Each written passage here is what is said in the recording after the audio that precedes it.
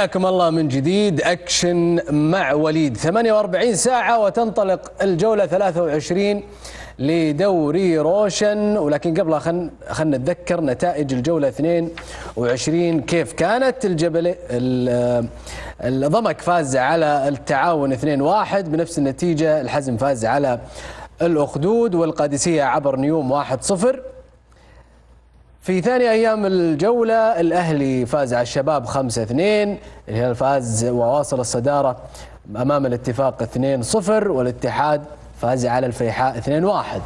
في آخر أيام الجولة السبت الماضي تعادل إيجابي 1-1 حضر في مواجهة الرياض مع الخليج، والنجمة فاز على الخلود 2-1، والنصر فاز على الفتح 2-0. الجولة 23 راح تكون مواجهاتها على النحو التالي: الخلود يستضيف الرياض يوم الخميس الجاي يعني بعد بكرة، الاتفاق أمام الفتح، والأهلي في ملاحقة الهلال يستضيف النجمة.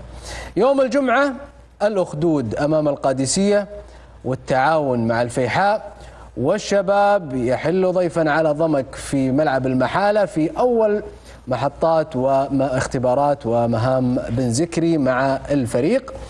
يوم السبت هنا الكلام كله الكلاسيكو اللي يجمع الهلال مع الاتحاد، والنصر أيضا في ملاحقة الهلال أمام الحزم، والخليج مع نيوم. ترتيب دوري روشن ما بين المحطتين: الهلال في الصدارة 53 نقطة بفارق نقطة، يليه النصر، وبفارق 3 نقاط يليه الأهلي. ثم القادسية المركز الرابع، التعاون الخامس، الاتحاد السادس، الاتفاق السابع، نيوم الثامن، الخليج التاسع، الفتح العاشر، الحزم الحادي عشر، الفيحاء الثاني عشر، الخلود الثالث عشر، الشباب الرابع عشر، وضمك الخامس عشر، وثلاثي قاع الترتيب الرياض، الأخدود، والنجمة.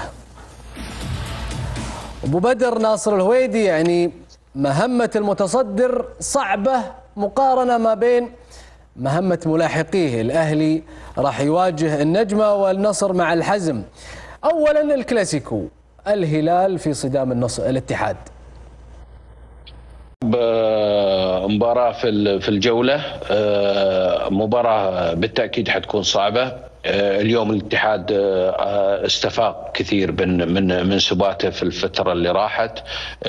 اليوم الاتحاد قاعد يقدم عطاء كبير، قاعد يعني من مباراة لمباراة تأهله في النخبة وتحقيقه هذه النتائج تعطي دافع كبير.